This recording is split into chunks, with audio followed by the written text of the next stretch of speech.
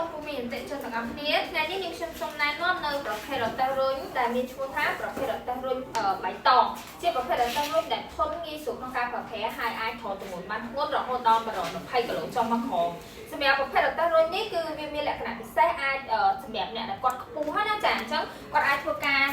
ទាញផ្នែកខាងចុងជើងនោះបានសម្រាប់ដកខ្ពស់ហ្នឹងចាអញ្ចឹងគឺយើងមានកន្លែងដកដាក់តឡើងនេះចាអញ្ចឹងគឺយើងចង់ទៀបជាងហ្នឹងឬក៏ខ្លីជាងហ្នឹងគឺយើងអាចស្រែបានអញ្ចឹងសម្រាប់ប្រភេទរទេះរុញនេះផងដែរគឺយើងមានជាប្រភេទខ្សែក្រវ៉ាត់សម្រាប់ក្រវ៉ាត់កុំឲ្យគាត់ធ្លាក់អញ្ចឹងណាហើយប្រភេទសម្រាប់កង់គឺជាប្រភេទកង់យ៉ាង2ជាន់កង់ធំគាត់អាចធ្វើការបំលាស់ទីខ្លួនឯងបានផ្នែកខាងក្រោយគឺយើងអាចធ្វើការចាប់ប្រាំងចាទាំងសងខាងបានហើយសម្រាប់ប្រភេទនេះផងដែរគឺយើងអាចបត់ដាក់ឡានបានងាយស្រួលក្នុងការប្រើប្រាស់គ្រាន់តែយើងបាត់ផ្នែកចុងជើង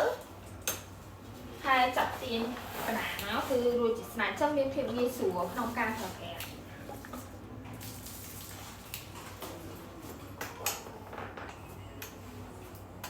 សម្រាប់ប្រភេទនេះគឺយើងអាចបត់បានមួយតង់ទៀតដើម្បីឲ្យវាហត់ទៅទូចងាយស្រួលក្នុងដាក់ក្នុងឡានឬក៏ដាក់តុកអីបានតែម្ដងចា៎